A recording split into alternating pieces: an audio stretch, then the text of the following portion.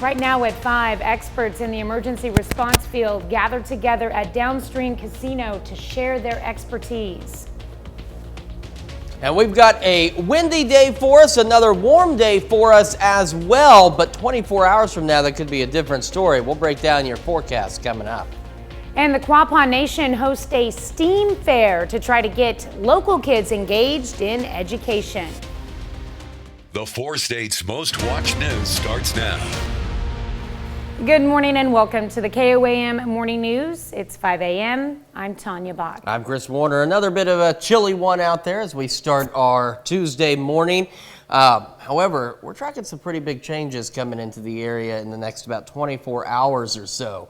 And by big changes, we're talking thunderstorm chances that we're keeping an eye on. So here's what we're looking at. First, today, we've got to deal with the gusty winds. They're already starting to pick up, and as we go through the day, they will continue to do so in that 20 to 30 mile an hour range. As we head into this evening, they'll pick up in that 30 to 40 mile an hour range. And as we head overnight, it is not unlikely or improbable for us to see wind gusts pushing upwards of 50 miles an hour. And it's going to stay gusty as we head through our Wednesday as well. This is already into Wednesday afternoon, and you can see not a lot of significant changes on that wind gust map. So be prepared tomorrow for a very breezy day. Now, the other side of tomorrow is the thunderstorm chances. So as we head about 24 hours from now, we're going to see a few isolated scattered showers and storms early tomorrow morning, but the big bulk of the activity will kick off right about this time, maybe slightly before the KOAM morning news starts, and it will roll through the area during our shows. Between about 5 and 8 in the morning, we could see some residual showers, maybe even a rumble of thunder later in the afternoon before this system finally kicks out of here. So here's what's changed in the last 24 hours as well. There's a low-end risk of a stray thunderstorm or two this evening. I think most of us are dry. It's tomorrow. We have that elevated risk for those in yellow here, which is a good chunk of our area. And this is for tomorrow morning as we're heading into, again, about 5, 6 o'clock in the morning. Showers, thunderstorms, some of those could be strong to severe. Now, the main threats with the storms tomorrow appear to be damaging straight-line winds, but because of how windy it is at the surface and how breezy it's going to be aloft, an isolated tornado or two can't be ruled out. Now, it's a very low threat at this point. Strong, damaging winds appear to be the most likely threat. So as you see with the rain chances, we start to see the possibility of a few stray showers, maybe a rumble of thunder this evening, but the big activity will start to kick off as we head into the early morning hours. We're going to talk more about today's forecast, what we can expect tomorrow, and what happens after the storms here in just a few minutes. Tanya? All right, thanks, Chris. Well, authorities say an Ottawa County, Oklahoma pastor accused of sexually assaulting a juvenile was physically assaulted by a member of the victim's family. Court records say 42-year-old Fred Gammon Jr. of Miami is charged with child sexual abuse. Authorities say the abuse allegedly began when Gammon became the pastor of Wayside Assembly of God Church in Wyandotte. Gammon is free on bail. Miami Police Chief says a relative of the victim attacked Gammon, hitting him several times. On Monday, some area first responders gathered at Downstream Casino for the annual Guardians Conference. It's an event where experts in the emergency response field share their expertise. Classes are held with topics ranging from burns to cardiac events and farm accidents. Teaches EMS and healthcare workers. Fire instructors will teach fire. And then we have some law enforcement classes that are taught by law enforcement. But most of the classes, they're welcome to go to any of the classes that they want to. If some of the EMS workers want to go into law enforcement classes, they can, and vice versa. Attendance to the conference was limited to 500 participants. 3-day event runs through Wednesday. KOAM Nation hosted a STEAM fair to encourage local youth to engage in education. Officials with the nation want to celebrate and encourage students to enter and participate in the fields of science, technology, engineering, art, and math. Participants from several area tribes participated and showed their peers their research or presentation. Because the 5 areas that we're talking about, the science, technology, engineering, art, and math, these are all areas that, in order to succeed in today's world, these are areas that kids need. They need these areas in their furthering not only their education, but in everyday life. There will be an award luncheon for participants and 2 guests of their choice on Wednesday at Downstream Casino. A Colorado Navy vet celebrates her 100th birthday. Rhea Jha takes us to meet the beloved grandma on her special day. Happy birthday to you. U.S. Navy veteran Marie West celebrating a milestone birthday. Happy birthday! That went out the door, people of all ages waited their turn to wish Marie a happy 100th. I wouldn't miss it for the world. Did everything I could to get here. Her influence exemplified through her life accomplishments, including serving in World War II and raising her 3 daughters by herself. As far as a role model, there was nothing you couldn't do. Just because you're a woman does not matter. Marie went on to become the grandma of Monument, working as a caretaker at her daughter's daycare. She showed them the same love that she showed her own grandchildren. Pretty exciting for somebody like Marie to reach 100. Only the best ones do. No one is surprised Marie made it this far. Because 5 years ago she was out playing horseshoes with me. Except for Marie. I can't say anything but unbelievable. I don't know what to say. But thank you everyone. Thank God. She says getting to 100 is a blessing. I don't know if there's a secret. It's just that I've been blessed during my life on things I do. Her loved ones around her say her character is what has brought her this far. I've never known my mother not to show the love. Her attitude is the key to her longevity. I mean, it's consistent like forever, right? I mean, she's like always the same person. But to take her further, Marie is looking up. Are you hoping for many more years to come? Well, it depends on the good Lord. That's a look at this morning's top stories and weather in our first 7 minutes. Coming up on the KOAM Morning News, it's rival night in the COC as CJ takes on Webb City. We'll have Who Won with Chris in sports. Plus, a high school puts on a production of Fiddler on the Roof, and the person casted for the fiddler might not be someone you'd expect. And a new study finds that winter can cause a longer REM sleep. You're watching the KOAM Morning News. More real news in the morning. We'll be right back. Well, we have a COC rivalry game in Webb City. The Webb City girls welcome in the Carl Junction Bulldogs in the final game of the regular season. The Cardinals are 15-9 coming into this one. On the other side, CJ 24-1, ranked number 1 in the state in Class 5. First quarter, Sammy Mancini, nice fake and turnaround jumper, 22 points, 12 boards for Mancini last night. Webb City leads going into the second. In the second, underclassmen step up for CJ. Sophomore Desi Williams connects from 3 on the far side, gives the Bulldogs a 2-point lead. Williams leads CJ with 16. Then another sophomore, Shea Berge, 3 of her own. Carl Junction comes back and leads by 5 at the break. Third quarter, they add to that lead. Chloe Burke, 3 for CJ. They push it to a 9-point lead going into the fourth. Webb City not going away. About 2 minutes left.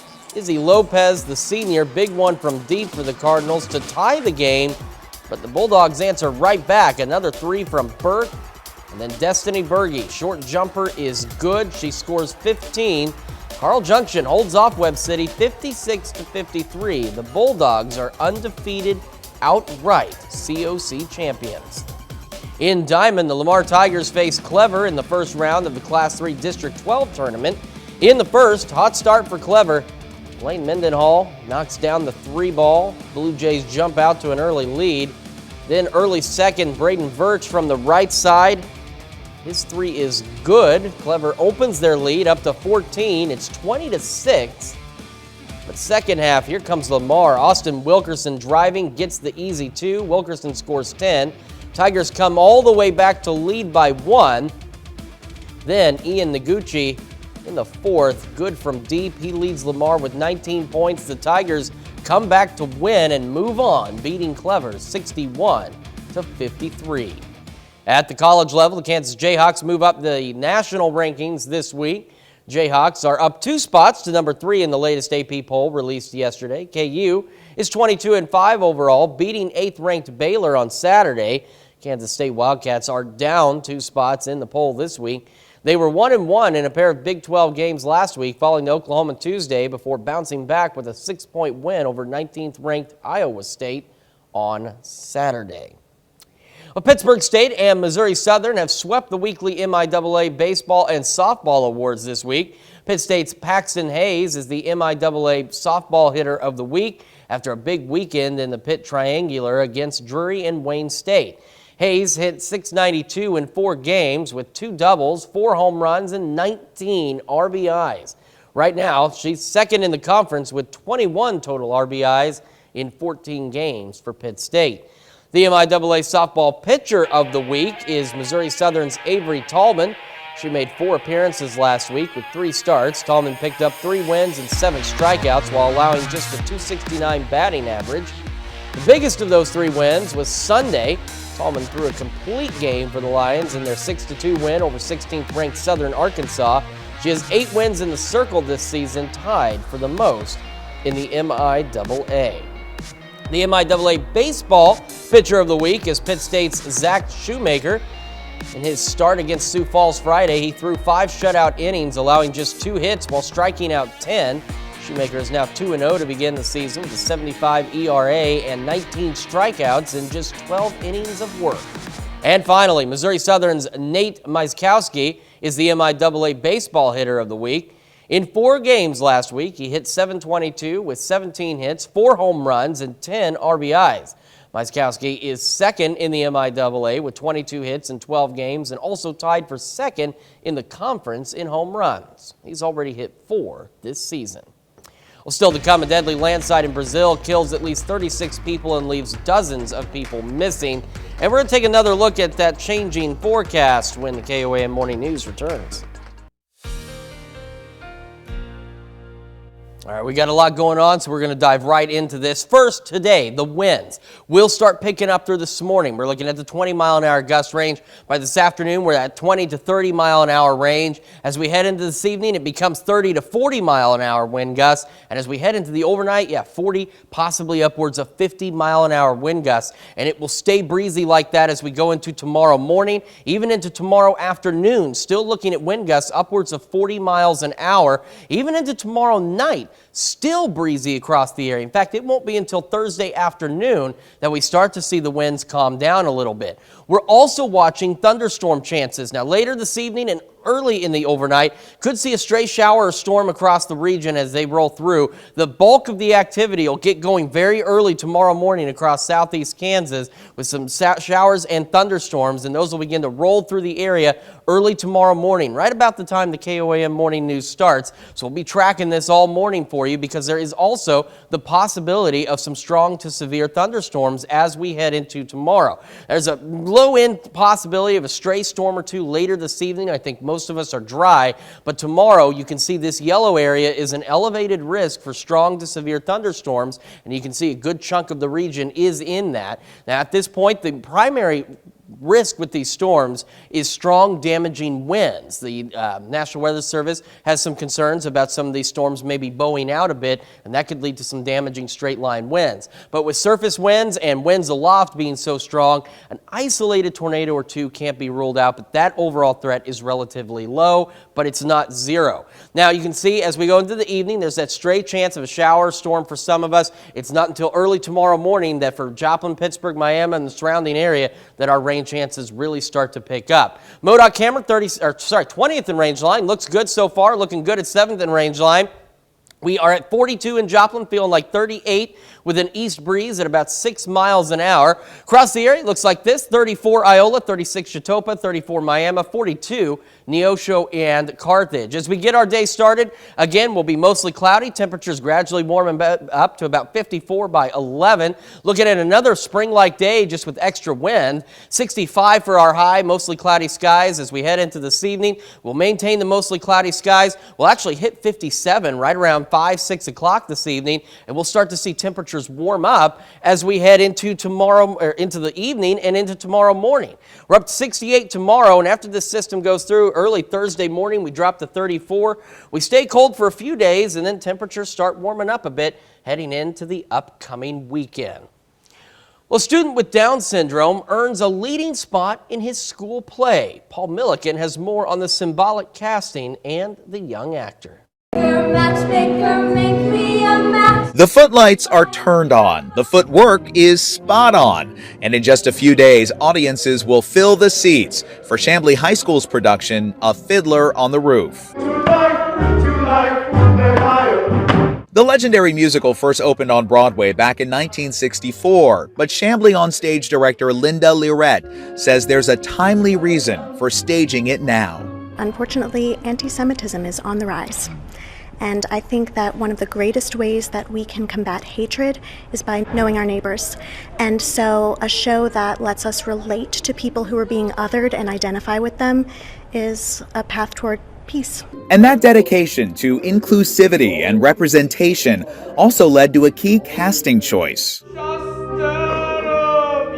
J.C. Quinby plays the fiddler in Fiddler on the Roof. He's a junior with Down syndrome, and this is his first time in a full-length musical. Why did you want to be in this play, J.C.? Because I want to be in this play. I'm working very hard to improve myself, that I can be the new actor.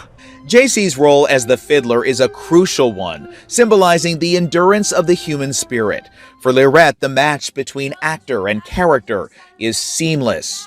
I felt it was really important that the person we chose to represent that could do a really wonderful job of showing joy and sadness and just all of the feelings that we have as humans. Of course, a few days before opening night, one of those feelings is butterflies. Some for JC, even more for his dad. He's always said, Dad, I want to be an actor and a singer and a professional wrestler. I don't know much about professional wrestling, but we thought, hey, let's try out for the school play. What do you think your reaction is going to be opening night? A mix of terror and excitement, but we can't wait. It's going to be great. And Dad better get used to those feelings, because in the words of Fiddler's famous song, this might just become a tradition. I want to be back in drama again. Oh, you want to do more drama? I do.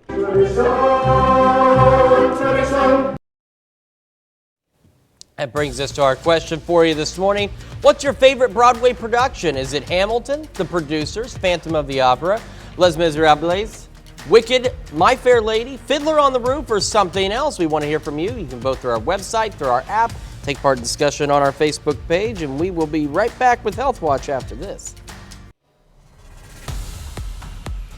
Topping Health Watch this morning, a study finds that more than 1 in 5 children and adolescents show signs of disordered eating. Study published in JAMA Pediatrics analyzed over 30 studies from 16 countries and found that 22% of kids between the ages of 6 to 18 years old exhibited signs of disordered eating. Signs can include distorted self-image, strict dietary rules, and scrutinizing how much one exercises in relation to eating. These behaviors can progress over time and lead to a person being diagnosed with an eating disorder. The researchers compiled data using a widely used questionnaire to screen for eating disorders and found that girls, older adolescents, and those with a higher BMI showed the signs at the highest rate. One of the study's authors encourages parents to look out for signs of disordered eating in their children and to get professional help as soon as possible if they notice these behaviors. A COVID-19 shot may help lower your risk of heart complications after getting COVID. Researchers from the Icahn School of Medicine at Mount Sinai gathered data from over 1.9 million COVID-19 patients and found that those who were vaccinated and later got COVID-19 demonstrated a lower risk of having a lower risk of cardiac complications. Researchers emphasize that the study does not necessarily show that COVID vaccines will lower a risk of having cardiovascular issues, but the findings published in the Journal of the American College of Cardiology suggest that being vaccinated can have beneficial effects when dealing with post-COVID-19 complications. Researchers say they hope their findings will encourage people to get vaccinated. Well, new study finds the winter time can cause longer REM sleep. REM is considered to be the time when vivid dreams occur during sleep. Researchers in Germany found winter weather and decreases in daylight can affect those who sleep in city settings specifically. Study participants say REM was 30 minutes longer in the winter compared to the summer season. Crawford County Mental Health is announcing the launch of its new same-day access program. KOAM Shigun Bamadeli has more. Same-day access will be a new method of accessibility for services where the mental health center offers intake assessment on the same day without a scheduling delay or wait list. They come in and we do an assessment we call an intake. And at that intake, we determine what mental illness they might be diagnosed with and what services our agency would have that would best fit their needs. And so we have a small discussion at the end of that interview and make referrals that the patient would want. The new program comes as the agency is trying to improve more patient access. Well, our agency is trying to get certified as a CCBHC, so that's a Certified Community Behavioral Health Center, and improving our access, meaning quickening the time that we can get patients in is a part of that. And so we are launching this model to be faster and to meet that certification. The new director of same-day access and housing, Jason Southard, says the county had the community in mind. A number of reasons, primarily so that folks can get help faster. When people are in crisis or people need help, tomorrow or the next day often is not soon enough. So we really think this is going to improve efficiency and the quality of care and how fast we can serve more people in our community. The agency will be able to do intakes from other areas. We can do intakes for folks from anywhere, but if they reside in other catchment areas, as we call them, we likely would refer out to other agencies to best serve them in their communities if they don't live close by. Reporting in Pittsburgh, Shigun Bamadeli, KOAM News. The same-day access program officially starts March 20th. And that's a look at some of today's top health stories. You're watching the KOAM Morning News. And we are watching winds increasing today and thunderstorm chances tomorrow morning. The latest in your forecast when we come back. Right now at 5:30, the National Historic Site at Fort Scott hosts its 30th annual National Junior Duck Stamp Art Contest. We've got windy conditions today, showers and thunderstorms by tomorrow morning. We'll talk about all of that coming up. And after 57 years, a Vietnam veteran's dog tags are returned to his family. The 4 states' most watched news starts now. Good morning and welcome to the KOAM Morning News. It's now 5:32. I'm Tanya Bott. I'm Chris Warner. So we've got a lot of changes coming in our forecast, and we're going to dive just directly into it. We're starting with today, where we're going to start to see the wind gusts increase. We're talking 20, 30 miles an hour by this afternoon. As we head into the evening and overnight hours, those wind speeds increase 30 to 40 miles an hour, and then possibly even reaching upwards of 50 miles an hour. And on top of that, it's going to remain breezy as we go through our entire Wednesday, with gusts still pushing 40, 45 miles an hour, even into Wednesday evening and Wednesday overnight. Still breezy across the region. It won't be until Thursday afternoon that we'll finally start to see the winds calm down, so do be prepared for some very windy conditions. Now, the other thing we need to be prepared for is some thunderstorm chances. So late tonight, we could see a stray shower or thunderstorm, say around 1 o'clock in the morning, but the big show gets started about 4 or 5 o'clock in the morning, right about the time the morning show begins, with showers and thunderstorms firing off in southeast Kansas and rolling off to the east through the morning. Now, some of these storms could be on the strong to severe side as they roll through in the morning, and then we may see additional showers, maybe a rumble of thunder by tomorrow afternoon, but the bulk of the activity and the stronger storms are going to be in the morning. So here's what we're looking at.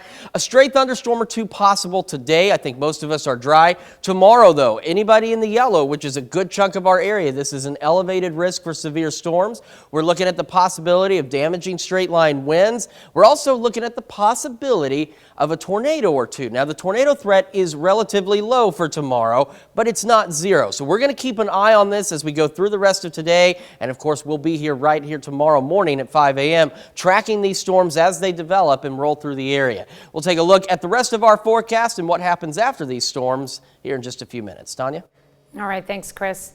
The Fort Scott National Historic Site is hosting the 30th Annual National Junior Duck Stamp Art Contest. During the program, participants will learn more about types of waterfowl and what judges look for in the artwork. Participants will create original artwork using watercolors, crayon, or pencil. So at the state level, the contest is open to K through 12 students, and we judge by grade level in groups, and we pick winners from each grade level, and then that artwork is displayed on a rotating exhibit throughout the state. So it's a great chance for kids to display their art, or people to see their art. Young people from K through 12 are encouraged to participate. Entries are due by March 15th. When the Joplin City Council meets, one item on the agenda will be the proposed B&B Theater location at the southeast corner of 32nd Street and Hammonds Boulevard. If approved by the council, the new theater would feature laser projection, heated leather recliners, a bar and grill, and an arcade. For us, it made a lot of great sense. We're approached regularly with opportunities to bring a theater to a new community by an economic development group or a city or a developer. This one, though, makes a ton of sense. B&B has had a presence in the area for a long time. Neosho, Monette, Miami, Oklahoma, Bolivar, and so this is our backyard. The total cost for the project is estimated to be more than $33 million. A dog tag belonging to a Marine veteran is back in the U.S. with the veteran's family. Evan Axelbank has the story of his journey home. His family says the story of how these dog tags were found seems so far-fetched that they almost didn't believe it. But indeed, they were on their way back from Vietnam to Little Ingalls, Florida. Corporal Larry Hughes fought in Vietnam, and at some point, for a reason that has been lost to history, he became separated from his dog tag. He made it back to the U.S. safely and raised his family in Tampa and Inglis, Florida. He died in 2019. Late last year, former Senator Jim Webb of Virginia was leading a research mission to Vietnam with a professor and students from the University of Notre Dame. While they were near land that had been used as an American base, a villager came up to them and gave them Hughes's dog tag, which he said he'd found while working in a nearby field. Senator Webb brought the identification card back and was able to find Hughes's family. It was returned to them at Inglis City Hall today. It got me quite emotional. I mean, it brought a tear to my eye. I'm definitely, because my father meant so much to me. He was literally my best friend. I wish he could have been here today. I couldn't believe it. It was like a step back in time. It's symbolic of all the people who are out there. He could have been, it was every man, every Marine. And we could bring this back and make something out of it that others would get a sense of a feeling and understanding for it. The professor who led the trip said the dozens of students got the perfect lesson in how history can come alive. The plaque made for the family with the dog tag on it has a photo of those students posing in Vietnam. For a family who says he never talked about his service in Vietnam, they say this is the perfect way to shine a light on what he's left behind. That's pretty cool. Incredible Finally made it story. home. Yeah. Yeah. Well, this morning we're discussing theater. Well, the footlights are turned on, the footwork is spot on, and in just a few days, audiences will fill the seats for Chamblee High School's production of Fiddler on the Roof. Legendary musical first opened on Broadway back in 1964, but Chamblee onstage director Linda Lorette says there's a timely reason for staging it now. And that's because anti-Semitism is on the rise. The director thinks putting on a show that lets people relate to those who are being bothered and help people identify with them is a path towards peace. That dedication to inclusivity and representation also led to a key casting choice. J.C. Quimby plays the fiddler in Fiddler on the Roof. He's a junior with Down syndrome, and this is his first time in a full-length musical. J.C.'s role as the fiddler is a crucial one, symbolizing the endurance of the human spirit. That brings us to our question for you this morning. What is your favorite Broadway production? So far, 25% of you say Fiddler on the Roof, 25% of you say something else, 50% of you seem to enjoy Phantom of the Opera, so make sure you take time to vote through our website, our app, and take part in the discussion on our Facebook page, because as you see, we've got a number of choices available for you. I recently saw Fiddler on the Roof when the Bicknell Broadway series brought it to Pittsburgh last fall, which was an amazing production. It's a great show, and they were talking about the timing of it right now for anti-Semitism, and also like the location of where the play takes place in Europe, and they actually paused at the end of it and talked about what was going on with Ukraine right now. So like there's a huge reason for It's an incredible story, so if you haven't seen it, check it out. All right, that's a look at our top news stories coming up this half hour in the KOAM Morning News. We take you to Lexington, Kentucky, where there's a three-legged dog who is stealing hearts. Plus, the oldest museum in Egypt unveils a renovated wing with a special artifact on display. We'll have the latest. You're watching the KOAM Morning News. More real news in the morning. We'll be right back. Tapping World Watch, first responders are searching for survivors after deadly landslides and flooding in southern Brazil. At least 36 people are dead, and another 40 people are reported missing after intense flooding caused some people's homes to wash away. According to local authorities, nearly 800 people are now homeless, and more than 1,700 others are temporarily displaced. Residents say they were left with a horrible choice: run or die. Egypt's Ministry of Tourism and Antiquities unveils a renovated wing of its oldest museum, which has a special artifact on display. It's a scroll unearthed last year, and it's more than 52 feet long. The refurbished wing marks the first stage of a broader program to renovate the 120-year-old palatial complex in downtown Cairo, opposite the capital's famed Tahrir Square. Papyrus scroll was the centerpiece of the unveiling on Monday. It contains around 113 spells found in the Egyptian Book of the Dead. Other features of the renovation include modern glass protection for the exhibits and new interior lighting. That's a look at some of your biggest headlines from around the world. Here's Chris with another look at your forecast. Now we've got a windy day for us through the morning and afternoon. Wind gusts pushing 20, 30 as we head into this evening. Wind gusts pushing 30, 40. And as we head into the overnight and into tomorrow morning, we're talking wind gusts 40 miles an hour, possibly upwards of 50. And it stays breezy through our entire Wednesday. In fact, it's not until Thursday afternoon that the winds will finally start to calm down. As we go into overnight tonight, a stray shower thunderstorm possible, say around midnight, 1 a.m. Most of us dry. It's tomorrow morning about 4 or 5 o'clock. We see a line of showers and thunderstorms begin to develop across southeast Kansas and roll through the area early tomorrow morning. This is by about 7 a.m. You can see the stronger activity from Osceola, Nevada, Lamar, Joplin, Miami, Afton. And then this will kick out of here. We'll still be left with some rain on the backside, and then maybe a few additional showers and thunderstorms in the afternoon. Then we clear out, and believe it or not, we stay warm behind the rain. It won't be until very early Thursday morning that we actually see this batch of cold air start to roll into the area, and then it'll make us relatively cold compared to what we've seen the last couple of days. So a stray thunderstorm or two possible later today, most of us dry. Tomorrow's what we're watching, tomorrow morning. This yellow area is an elevated risk for strong to severe thunderstorms. Primary risk with these is straight line damaging winds, although an isolated tornado or two cannot be ruled out. Now that threat's relatively low, but as we've mentioned, it's not zero, so it's something to keep an eye on.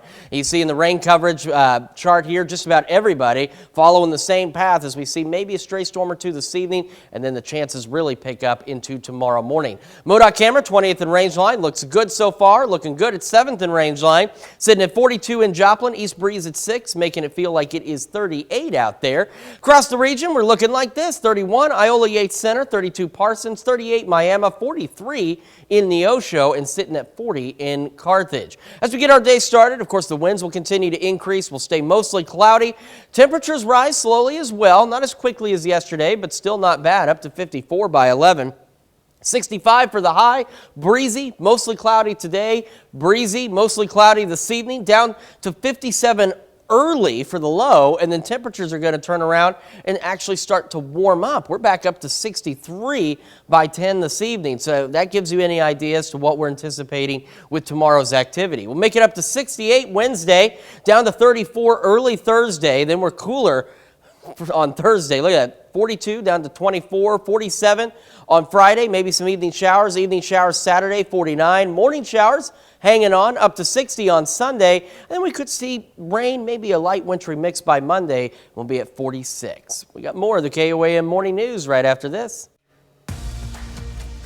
Here's a check of today's top headlines, the news you need to know before you head out the door. On Monday, some area first responders gathered at Downstream Casino for the annual Guardians Conference. Guardians Conference is an event where experts in the emergency response field meet and share their expertise in their fields. Classes will be held with topics ranging from burns to cardiac events and farm accidents. The Carthage School Board meets to discuss a bond proposal that's similar to one that's been on the ballot before. The $18 million bond would go towards funding a performing arts center and a baseball field. If approved, it would continue the current tax rate through the year 2040. The bond issue will also be on the April ballot. The Quapaw Nation yesterday hosted a STEAM fair to encourage local youth to engage in education. Officials with the nation want to celebrate and encourage students to enter and participate in the fields of science, technology, engineering, art, and math. Participants from several area tribes participated and showed their peers their research or presentation. And the Fort Scott National Historic Site is hosting the 30th Annual National Junior Duck Stamp Art Contest. During the program, participants will learn more about types of waterfowl and what judges look for in the artwork. Participants will create original artwork using watercolors, crayon, or pencil. Young people from K through 12 are encouraged to participate. Entries are due by March 15th. That's a check of today's top headlines, the news you need to know before you head out the door. It's a problem many communities face these days. They're seeing an increase in stray animals in their neighborhoods. And in Lexington, Kentucky, animal control officers say they've seen more animals needing their help. And one dog in particular has stolen their hearts. Garrett Weimer has the details. The road to recovery for Doug is long, and it's going to be even longer. No owner in sight and all on his own. Lexington Fayette Animal Care and Control officers found the dog they're calling Doug near I-75 at 8th and Boonesboro. These are very significant injuries that he's going to have to overcome. Doug's already had the first of several surgeries. So that will be a long process, a long road to recovery. We see several weeks and surgeries ahead of that, so he will go into foster care until he is available for adoption. But through it all, officers say Doug is somehow still smiling. Unfortunately, we don't want to see dogs end up in Doug's situation where they are turned loose and don't know how to navigate that. And then unfortunately end up, possibly being hit by a car. Doug's story is an all too familiar one for animal care and control officers and for those at the Lexington Humane Society. We have seen a rise in loose dogs, and it's hard to attribute it to one specific thing. They've seen the increase in intake, which means that we've also seen the increase in the number of dogs and cats available for adoption. And those pets looking for new homes come to the Humane Society, which relies entirely on private donations, grants, and community support. We have lots of animals looking for homes, and to encourage people to come out and visit with them and hopefully take one home, such as Doug. The Humane Society says Doug will not be put up for adoption until he is fully recovered. We'll be right back. Well, baby Fritz and big sister Fiona, Cincinnati Zoo's lovable hippo siblings, enjoy a play fight session as their mom Bibi stood nearby watching. The Cincinnati Zoo posted this bonding session on their Twitter page on February 17th. Video starting with Fritz running over to his mother before engaging in the lighthearted play fight interaction. According to a representative of the zoos, hippos use their mouths to play, show affection, give warnings, and explore their world. Well, the sight of a massive hammerhead shark was a rare treat for 32 travelers on a tour boat in the Bahamas this week, but then something stranger still. A dog dove from a nearby dock to confront the monstrous sea creature. What? Tourists aboard the 4-hour excursion could be heard shouting and pleading with the dog to turn back. In a video circulating on social media, oh my God, get out, baby, and stop going after it. The dog ignored them and paddled after the 12-foot shark, which thrashed as the two animals circled each other in transparent turquoise waters near a private island in the southern Bahamas. Then the shark swam away slowly, much to the delight and surprise of the crowd. That dog. Yeah, that's a pretty brave dog out there. All right, for today, we're going to see the winds continue to increase. We're talking gusts 20, 30, 40, even upwards of 50 miles an hour later today. We will be mostly cloudy. We're starting cold, and we will eventually start to warm up to 54 by 11. Looking at highs right around 65. Some of us may even make it into the upper 60s today. Mostly cloudy throughout the day, and again, breezy. Breezy tonight. In fact, we're breezy tonight, tomorrow night, and into Thursday morning as well. Now, we're going to hit a low of 57 relatively early, and the temperatures are going to gradually turn around and start to warm up. We're back up to 63 by 10 o'clock tonight. Now, tomorrow morning, say around 4 or 5 o'clock, we're watching the chance of some showers and thunderstorms across the area. Some of these could be strong to severe, and we're going to keep an eye on that for you.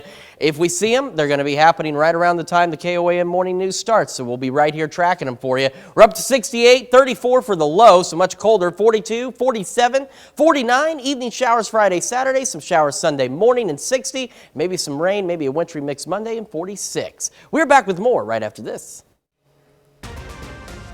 Right now at 6, an Ottawa County, Oklahoma pastor accused of sexually assaulting a juvenile is attacked by a member of the victim's family. We've got wind gusts increasing as we go through the morning and afternoon hours and some thunderstorms on the way. We're going to take a look at your full forecast coming up. And Downstream Casino in Quapaw provides a meeting ground for first responders to share their expertise and advice with other guardians.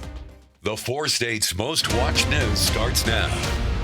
Good morning and welcome to the KOAM Morning News. I'm Tanya Bach. I'm Chris Warner, just after 6 o'clock, and we have got some big changes coming to our forecast in a little less than 24 hours now. So let's dive right into this with first the gusty winds we can expect today. So here's what we're looking at. We're looking at wind gusts pushing 20, 30 miles an hour as we go into the afternoon. As we head into the evening, those gusts pick up 30 to 40 miles an hour. And we head into the overnight and into tomorrow morning, 40, 50-mile-an-hour wind gusts absolutely possible, and it will stay very breezy. This is tomorrow morning. Still strong, gusty winds out there. Tomorrow afternoon, wind gusts still pushing upwards of 40 miles an hour. Tomorrow evening, still very gusty winds. Even into Thursday morning, some of us still looking at wind gusts possibly upwards of 40 miles an hour. It's not until Thursday afternoon that the winds calm down. Now, on top of that, we're also tracking shower and thunderstorm chances. We could see an isolated shower or storm, say around midnight, 1 a.m. The big show really gets going about 4 o'clock in the morning. Showers and thunderstorms developing across southeast Kansas, and those will start to roll in right as the KOAM morning news starts. So we, of course, will be here tracking that. And you can see by about 7 a.m., we've got some of the stronger storms from Osceola, Lamar, Joplin, Miami, Afton, Grove. And then after that, we're still in the rain, still some thunderstorms, but the stronger storms are out of here. And we could see some additional rain and thunderstorm development in the afternoon before that quickly clears out. But you also see we stay warm after the rain. We have a cool down on the way, but it doesn't get here until after the showers are over. An isolated storm or two possible late today. I think most of us are dry. It's tomorrow morning. We have an elevated risk for severe storms for everybody in the yellow here, and that's where we're watching those storms as they'll develop tomorrow morning. We're looking at the primary risk being strong straight line winds, damaging straight line winds, but because everything is set up just right, an isolated tornado or two is not out of the question. It's a very low risk, but it's not zero. So we will be monitoring these storms as they roll into the area heading into tomorrow. So let's talk about real quick where we're at. 20th and range line, MoDOT camera there looks good. We are sitting at 41 in Joplin with a calm breeze for now, but that will change. Across the region, temperatures cold, 32 Iola, Chinook, 41 Parsons, 36 Miami, 43 Neosho, 41 in Carthage. As we get our morning started, mostly cloudy, winds pick up, temperatures cold, but eventually warming up to about 54 by 11 this morning with highs pushing into the mid-60s. We'll take a more in-depth look at your forecast and what happens after the storms here in a few minutes. Tanya? All right, thanks, Chris. Authorities say an Ottawa County, Oklahoma pastor accused of sexually assaulting a juvenile was physically assaulted by a member of the victim's family. Court records say 42-year-old Fred Gammon Jr. of Miami is charged with child sexual abuse. Authorities say the abuse allegedly began when Gammon became the pastor of Wayside Assembly of God Church in Wyandotte. Gammon is free on bail. The Miami police chief says a relative of the victim attacked Gammon, hitting him several times. Police in Southern California make an arrest in connection with the murder of a popular Roman Catholic bishop. Bishop was found dead in his home Saturday, just blocks away from one of the churches he oversaw. Dina Dimitris has the details.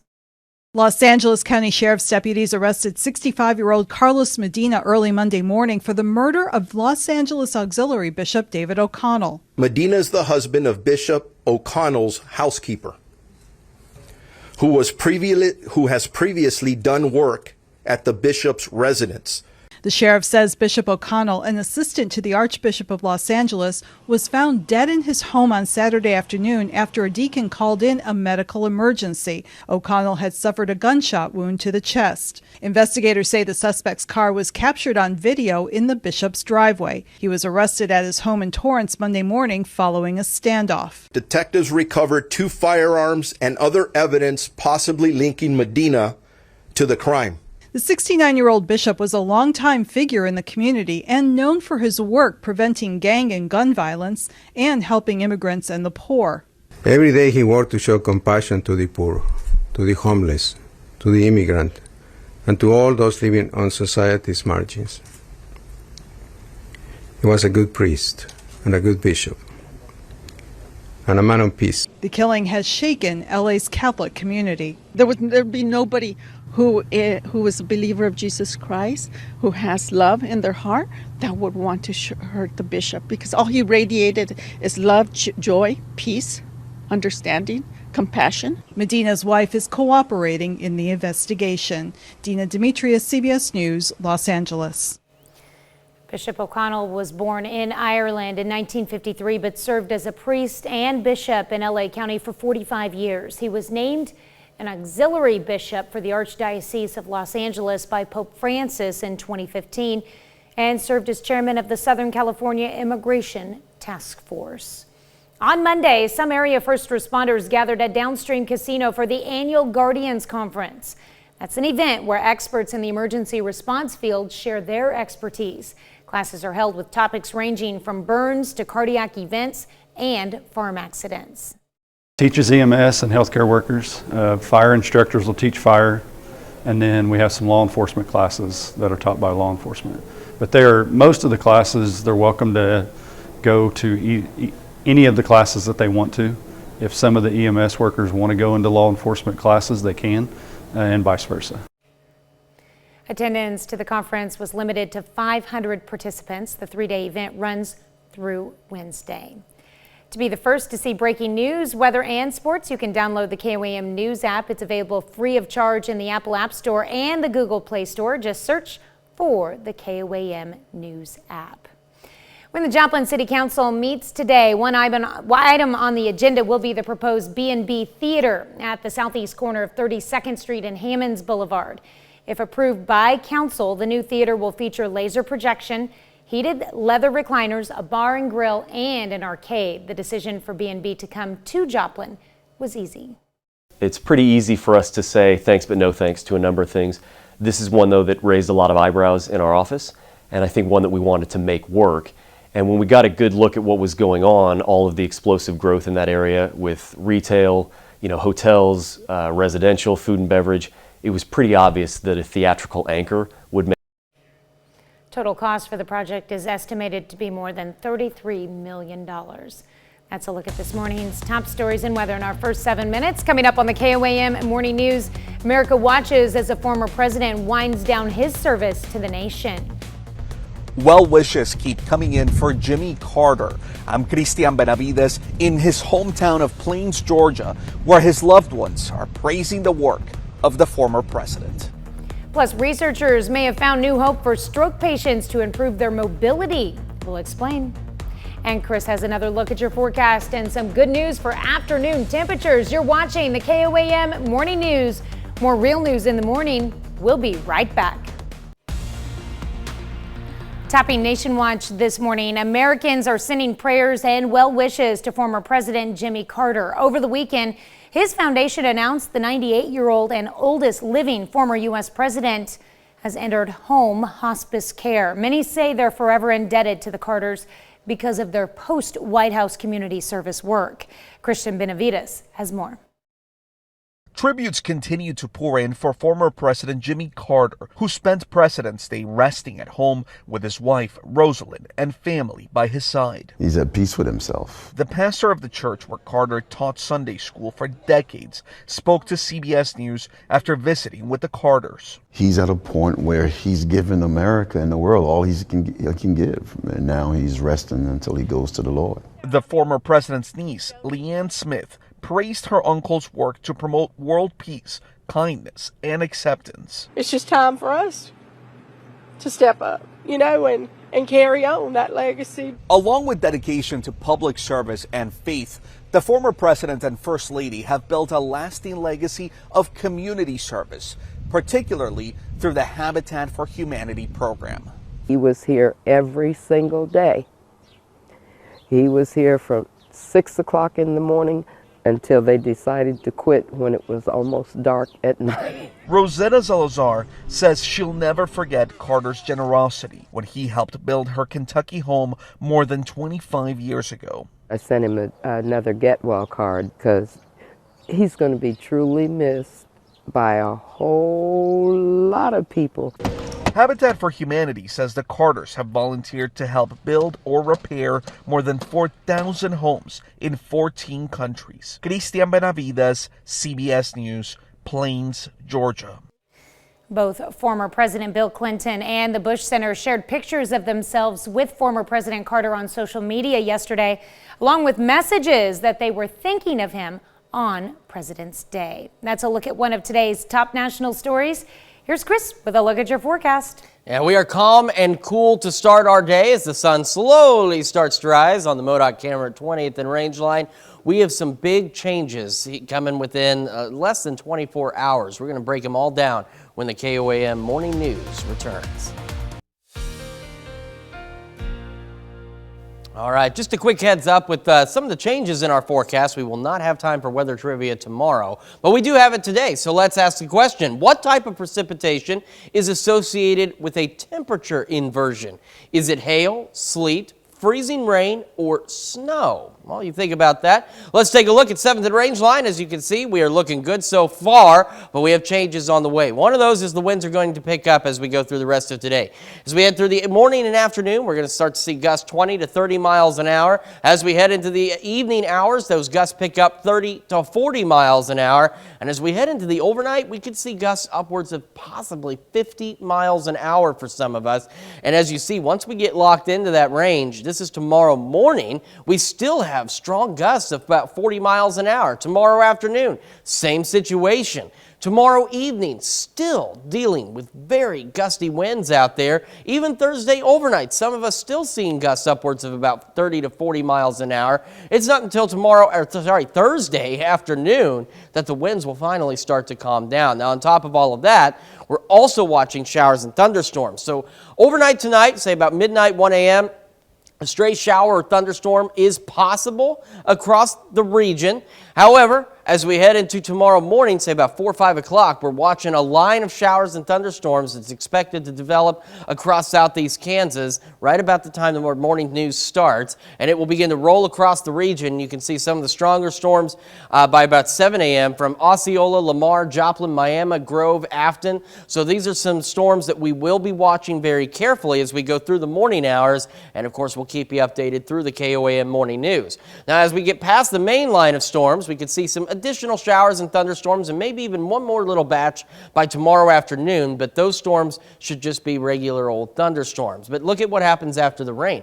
We're still not cooled down yet. It won't be until overnight that we'll start to see this colder air begin to sink into the area and drop our temperatures as we head into Thursday morning and into the afternoon. So some much colder weather on the way. So again, a stray storm or two possible later today. Most of us dry. We really shouldn't see much. It's tomorrow morning. We have this yellow area. This is an elevated risk for those strong to severe thunderstorms. Right now, the primary threat looks to be damaging straight line winds, but given all the ingredients in place, an isolated tornado or two is possible. Now that threat is fairly low, but it's not zero. So through tomorrow morning, we'll be keeping an eye on all of this activity for you as we head into our Wednesday morning. So again, you can see on the rain coverage track chart here where we could see a few stray showers this evening, and then our chances really pick up as we head into tomorrow morning for just about everybody across the region, reaching more widespread activity.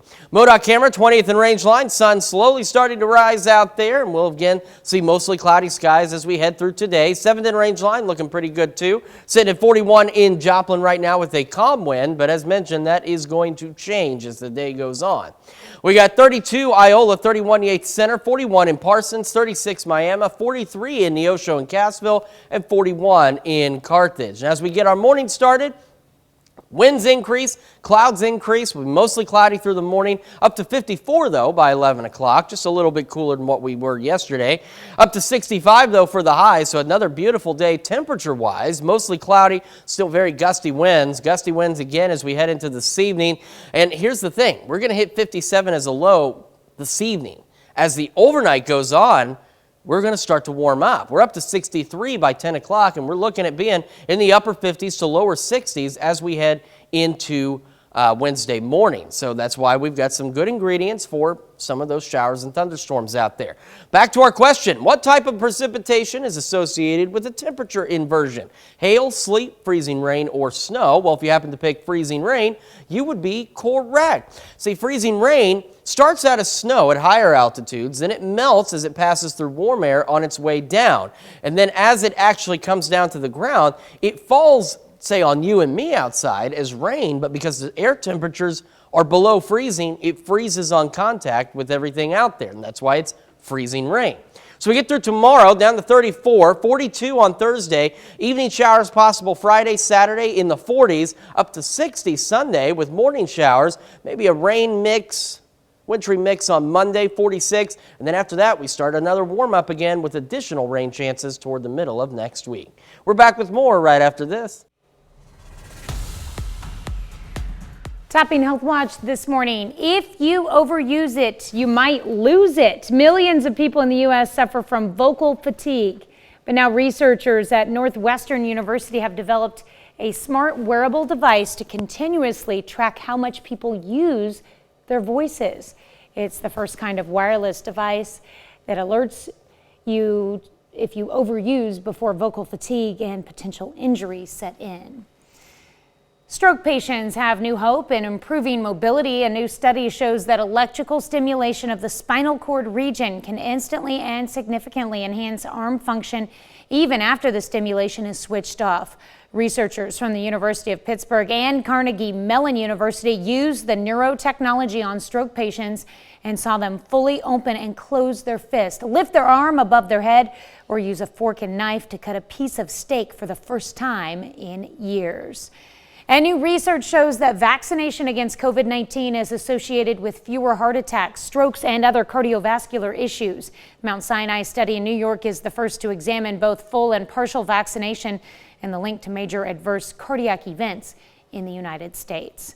Well, Joplin area parents trying to help their children deal with anxiety get a lesson on how to do that. KOAM's Amber Jenkins spoke to a counselor about how parents can educate themselves on anxiety.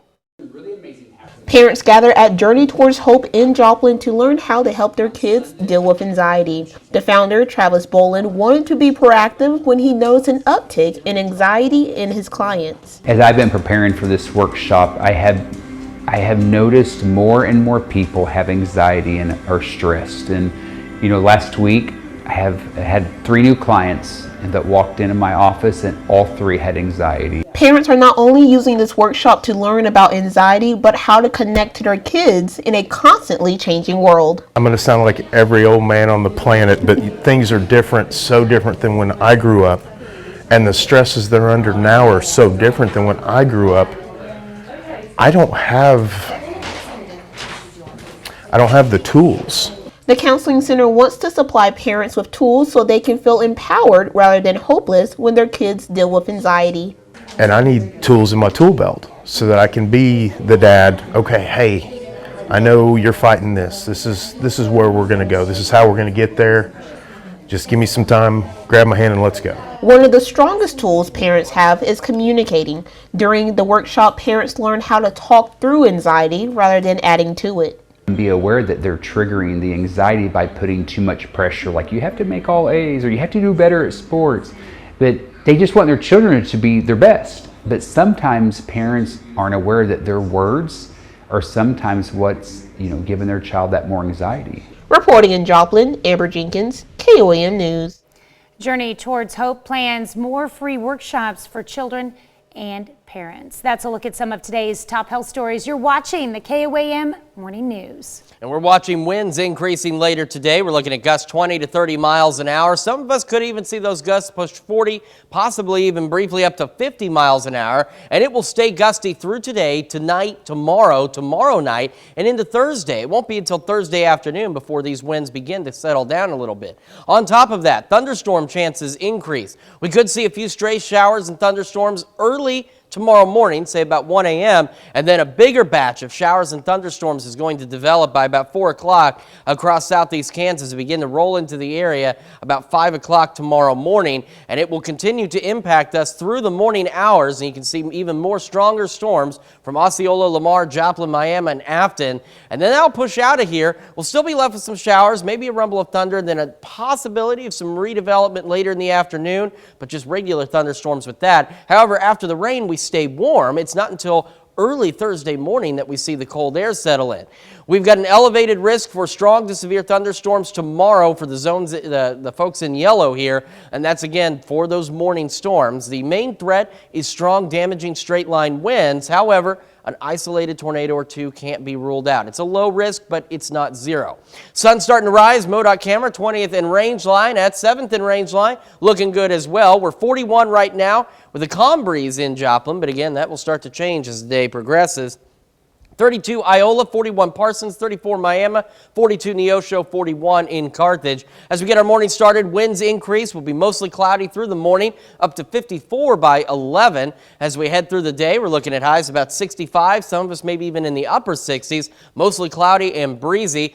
Early low of 57 before we start to see temperatures rising through the evening, up to 63 by 10 o'clock. And a quick look at the week ahead. So we're going to make it up to 68 tomorrow, 34 by Thursday morning, 42 on Thursday, evening showers Friday, Saturday in the 40s, up to 60 Sunday with some morning showers, and then maybe a rain, wintry mix on Monday with a high of 46. We're back with more right after this. Right now at 6:30, it's full steam ahead for the Quapaw Nation as they host a fair encouraging local youth to enjoy science, technology, engineering, art, and math. We've got a beautiful sunrise to start our day across the area. However, we've got big changes on the way in the next about 20 hours or so. We'll break it all down coming up. And the Fort Scott National Historic Site kicks off the 30th Annual National Junior Duck Stamp Art Contest. The 4 states' most watched news starts now. Good morning and welcome to the KOAM Morning News. It's 6:30. I'm Tanya Bach. I'm Chris Warner. So we have a pretty decent day to start for today. We had some big changes coming. One of the first ones we're going to notice is today, as we're going to see winds start picking up later this afternoon. So for me, not so much of a problem. But Tanya and other folks out there, you're going to want to make sure that you hold on to your hair because it's going to get gusty. By this afternoon, we're already looking at gusts pushing 20, 30 miles an hour. We could start to see them increase as we head into the evening and overnight hours in that 30 to 40 mile an hour range. And a few gusts upwards of 45, 50 miles an hour can't be ruled out. And it stays windy as we go through today, tonight, tomorrow night, and even into Thursday morning, we're still looking at some pretty powerful wind gusts. It won't be until tomorrow, I keep getting, that's how windy it's going to be and how long it's going to be windy. It won't be until Thursday afternoon that we'll start to see the winds calm down.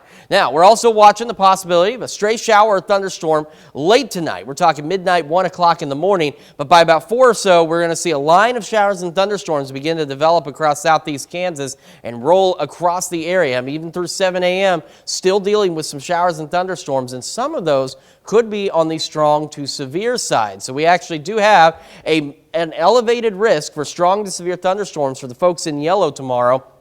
Damaging straight line winds look to be the biggest threat with these storms. However, an isolated tornado or two cannot be ruled out. It's not a high risk, it's pretty low, but it's not zero either, so we'll keep an eye on that for you. Sun's rising, MoDOT camera 20th and range line, same at 7th and range line, looking good. We're at 41 in Joplin. The wind is calm for the time being. Quick check of temperatures across the area: 32 in Iola, 37 Chatopa, 34 Miami, 42 in Neosho. As you get your day started, winds increase, mostly cloudy skies, cold start, and we'll make it up to 54 by 11. We'll have another look at your forecast here in just a few minutes. Tanya?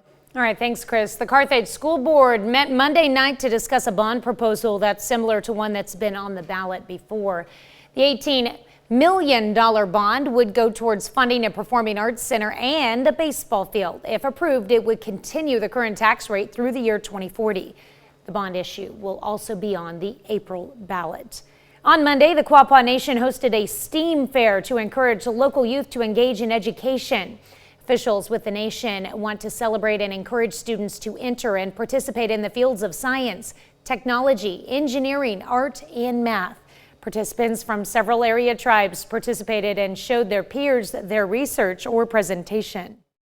Because the 5 areas that we're talking about, the science, technology, engineering, art, and math, these are all areas that, in order to succeed in today's world, these are areas that kids need. They need these areas in their furthering not only their education, but in everyday life.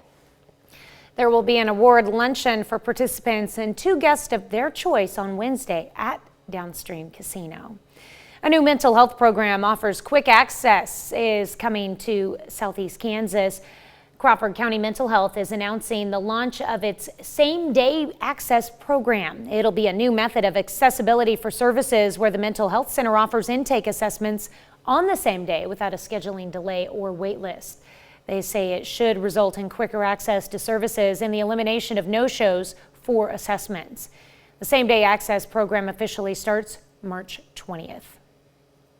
Fort Scott National Historic Site is hosting the 30th annual National Junior Duck Stamp Art Contest. During the program, participants will learn more about types of waterfowl and what judges look for in the artwork. Participants will create original artwork using watercolors, crayon, or pencil.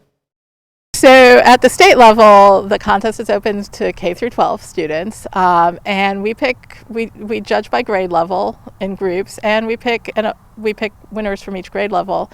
And then that artwork is displayed on a rotating exhibit throughout the state. So it's a great chance for kids to display their art, for people to see their art. Young people from K through 12 are encouraged to participate. Entries are due by March 15th. This morning, we're discussing theater. Yeah, the footlights are turned on, the footwork is spot on, and in just a few days, audiences will fill the seats for Chamblee High School's production of Fiddler on the Roof. The legendary musical first opened on Broadway back in 1964, but Chamblee onstage director Linda Lorette says there's a timely reason for staging it now. That's because anti-Semitism is on the rise. The director thinks putting on a show that lets people relate to those who are being bothered and help people identify with them is a path towards peace.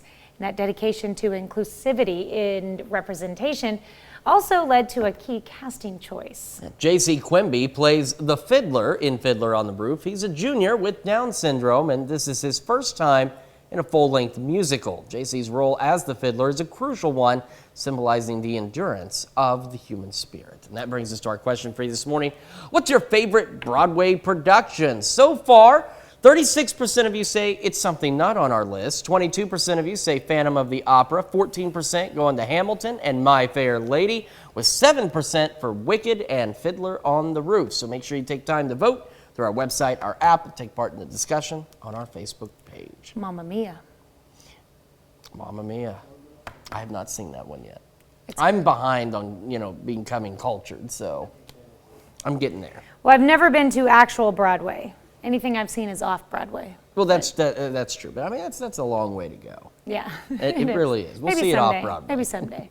All right, that's a look at our top news stories coming up this half hour on the KOAM Morning News. X marks the spot. A surprising comeback in our digital world. I'm Jennifer Bisram with the newfound popularity, paper maps.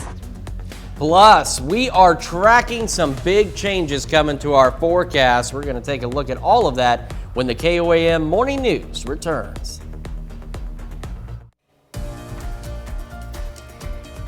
In Consumer Watch this morning, the Wall Street Journal reports Twitter is facing at least 9 lawsuits filed by landlords, vendors, and other outside companies, claiming a combined total of $14 million in missed payments. 3 of the lawsuits allege the company has not paid rent on offices it occupies. Tesla chief executive Elon Musk purchased Twitter last October for $44 billion and has since implemented several cost-saving measures, including slashing its workforce and selling off hundreds of pieces of furniture.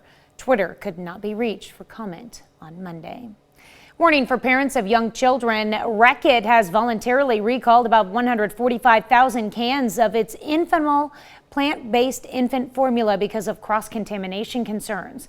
Company says there have been no reports of adverse reaction to the formula, that the recall is out of an abundance of caution after samples tested negative for contaminants. Consumers should check the batch number located on the bottom of the can against Reckitt's recall announcement online and discard or return the recalled items to the place of purchase for a full refund. Good news for families who plan to fly with United in the future. The company is revamping its seating policy to allow parents traveling with children under 12 the ability to see and book adjacent seats at no additional charge. The change affects customers who buy basic and standard economy tickets and will start next month. 2 weeks ago, President Biden called on Congress to ban airlines from charging preferred seating fees in order for families to sit together on a flight. Well, hard copy guide is making a comeback in this digital world. Paper maps. Sales of paper maps were up last year, with more people traveling and experiencing the world in a new old-fashioned way. Jennifer Bisram has this unfolding story. For retired Detective Miller Edwards, X marks the spot on a good old paper map. Daytona Beach. That's where I want to go. The 79-year-old uses GPS navigation in his travels too, but paper, he says, offers perspective. They give me a general idea of a larger area that I need to go to see. They have different cities and different points of view. A sales boost is putting paper back on the map. Market research from the NPD Group shows sales of maps and atlases reached 1.8 million units last year, up 20% over 2021. AAA says it produced 123% more maps in that time frame. We are seeing obviously an uptick in travel across the board. So as we're sort of coming out of the COVID pandemic, people are really traveling more. The Road Club has been in the map-making business for more than 100 years and made 5 million paper maps in 2022 to accompany its popular triptych route planners. There's all this additional information, points of interest, locations where you can stop for electric vehicle charging perhaps, or AAA Diamond hotels, restaurants, things like that. Truckers like Sean Gresham use a paper atlas to help solve practical problems out on the road. This is going to show me every place that's low clearance. Another upside to paper maps, they don't rely on cell signal, a particular advantage if you're traveling off the beaten path. And once you know how to read a map, I'm folding it back up. There's only one other skill you need. Jennifer Bisram, CBS News, New York.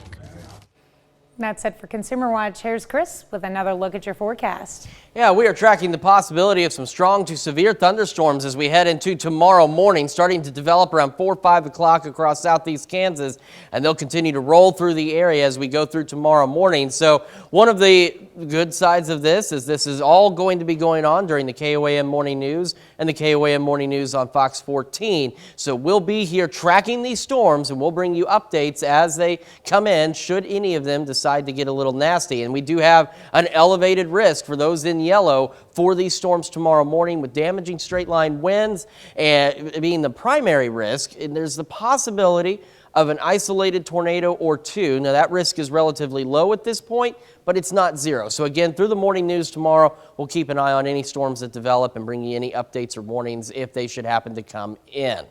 Well, it's almost time to celebrate birthdays and anniversaries, but first we're going to take a peek inside the CBS headquarters to see what's happening on CBS Mornings. I'm Nate Burleson. Coming up on CBS Mornings, we are celebrating Mardi Gras by introducing you to Trombone Shorty, one of New Orleans' biggest music icons. See how he's bringing diversity to the annual parade. That's coming up on CBS Mornings. It's time for some Tuesday birthdays here in the 4 states, and we begin in Oswego with Oakland Johnson celebrating birthday number 6. Happy birthday, Oakland. And Corbin Wright Colbert celebrates birthday number 9 this year. Looks like Corbin is a Chiefs fan. All right. And in Chanute, we've got Reagan Olson celebrating birthday number 27 with love from Mom, Ryan, Brooke, and Raymond. All right. And Nick Stansberry celebrating birthday number 36 this year. Nick is in Arma with love from your mom and family. And we've got Tommy Lloyd celebrating over in Thayer. A very happy birthday to you, Tommy. And Tony Sheehy celebrating the big 6-0 this year. Tony is in Pittsburgh. We love you from Vicky and all of the kids and grandkids. Over in Neodesha, we've got birthday number 82 for Jeanette Barton. Happy birthday, Jeanette. And Bill Spencer celebrating birthday number 92 this year. And we've got Kenneth and Marilyn Frobish celebrating their 64th year of wedded bliss in Columbus. A very happy anniversary to the Frobishes. All right. And our very own Mr. Peyton Holloway. We used to have him here on the morning show many moons ago, but he's now one of our KOAM evening producers. We hope you have a wonderful birthday, Peyton. See, I always call him Peyton Holiday. Well, every day's a holiday for Peyton. It is, and today is a very special holiday. Happy birthday to you, Peyton. Also, now we're putting this one back up, because see, Haley Barnett celebrated a birthday previously. You probably recognize this photo. She's one of our KOAM marketing consultants, and what happened is it wasn't really her birthday. Today is really Haley's birthday. So happy real birthday, Haley, but hopefully you took advantage of the opportunity to say, hey, it's my birthday today when we aired this last time, and maybe got a free cake or something from somewhere. Hey, that's cool. You get free desserts from restaurants. Haley, this is your second chance to come say hi to us. We don't get to see the marketing staff too often. They're too busy working all the time, but we want to wish you a very, very happy birthday, Haley. And Stephanie Maxton in Columbus, happy birthday to you. And Judy Brown in McCune celebrating birthday number 80. Happy birthday, Judy. Becky Ross in Riverton. Becky's a nurse for Freeman Health. Happy birthday to a great daughter, a wife, a mother, and a nurse, of course. All right, this list was pretty good. Let's keep it going great. Tanya, where do people need to send their birthdays and anniversaries? All they have to do is email them to us. With all the details, be sure to include that date so we don't mess up. And send us your picture as well to birthdays@KOAMnewsnow.com. That sounds like a pretty easy thing to do. And you know what else is just as easy? Signing up for the KOAM Birthday Club. You get some great deals from local businesses, and you get a special birthday message from your friends here at KOAM. All you need to do is go to KOAMnewsnow.com and sign up for that KOAM Birthday Club today. All right, here's what's going to happen when we make the switch over to Fox 14 for the KOAM Morning News over there. We're going to go for a walk, if it's not too expensive. You see, many people have used the services of a dog walker to make sure their four-legged fur buddy gets the exercise they need, but as the demand for this service has increased since the pandemic, so is the price. We've got some tips and tricks for young and old dogs alike on how you can avoid costly dog walkers when you join us at 7 over on Fox 14. Okay, so we've talked about it's going to be very breezy today. We're looking at winds gusting anywhere 20, 30, possibly even upwards of 40 miles an hour as we head into this evening. And those winds hold on through tomorrow into Thursday. It'll be Thursday afternoon before they calm down. Late tonight, midnight 1 a.m., could see a stray shower or thunderstorm, and then we'll see a bigger line of showers and thunderstorms begin to develop across southeast Kansas, say around 4 or 5 o'clock. And this will roll through the area pretty much during the duration of the KOAM morning news between here on KOAM and over on Fox 14. So we'll keep an eye on these storms for you because there is the possibility of a few strong to severe thunderstorms. In fact, we do have an elevated risk for those highlighted in yellow as we head into tomorrow morning. As we've mentioned, straight line damaging winds are the primary risk with these storms. However, an isolated tornado or two cannot be ruled out. Now, while that threat overall is relatively low, it's not zero. So we'll be keeping an eye on this for you throughout the KOAM morning news. MoDOT camera 20th and Range Line looking great out there. There goes a school bus. 7th and Range Line, we're seeing those increasing clouds as well. 41 in Joplin right now. And it is still another cold start for us. We've got 31 Yates Center, 32 Iola Chanute, 37 Chatopa, 34 Miami, a little warmer in Neosho at 42, and 41 in Carthage. As we get our day started, winds increase, clouds become mostly cloudy. 54 by 11 o'clock. We're looking at highs pushing in the mid-60s. Some of us maybe even the upper 60s. Very breezy, though, and quite pleasant. A very early low of 57. We're talking like 4 or 5 o'clock. Temperatures start to warm as we head into the overnight, up to 63 by 10 o'clock. Watching those showers and thunderstorms tomorrow morning, 68. Not dropping back down to 34, though. 42 Thursday. Evening showers Friday, Saturday in the upper 40s. Up to 60 Sunday morning with some morning showers. Then maybe a rain, wintry mix on Monday with a high of 46. We've got the news you need to know before you head out the door right around the corner. But first, Ben Tracy is coming up on CBS Mornings with a look at the technology that is trying to track whales so that cargo and cruise ships can avoid hitting them.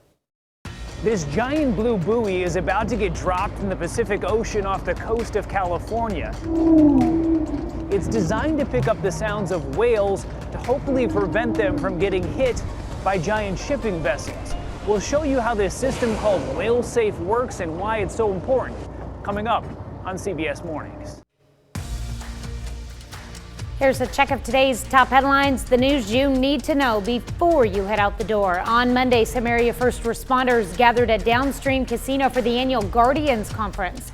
Guardians Conference is an event where experts in the emergency response field meet and share their expertise in their fields. Classes will be held with topics ranging from burns to cardiac events and farm accidents. Carthage School Board meets to discuss a bond proposal that's similar to one that's been on the ballot before. The $18 million bond would go towards funding a performing arts center and a baseball field. If approved, it would continue the current tax rate through 2040. The bond issue would also be on the April ballot. And the Quapaw Nation hosted a STEAM fair yesterday to encourage local youth to engage in education. Officials with the nation want to celebrate and encourage students to enter and participate in the fields of science, technology, engineering, art, and math. Participants from several area tribes participated and showed their peers their research or presentation. Fort Scott National Historic Site is hosting the 30th Annual National Junior Duck Stamp Art Contest. During the program, participants will learn more about types of waterfowl, what judges look for in the artwork. Participants will create original artwork using watercolors, crayon, or pencil. Young people from K through 12 are encouraged to participate. Entries are due by March 15th. That's a check of today's top headlines, the news you need to know before you head out the door. And check out that forecast. Highs pushing about 65, some of us into the upper 60s. Winds gusting 20, 30, maybe even upwards of 40 miles an hour. Mostly cloudy skies, staying breezy tonight. Early low of 57, warming back up to 63 by 10. We're watching showers and thunderstorms tomorrow morning. 68, 34 for the low. 40s Thursday, Friday, and Saturday with some showers. And then we've got the possibility of some warming up by Sunday. Yeah. Well, coming up today at noon, we're making Mardi Gras beignets in the Mr. Foods Test Kitchen. And we can't wait to see all of that. That's going to wrap it up for us for now. We'll see you back here tomorrow morning at 5 a.m. All right. And we're going to do it again today at noon.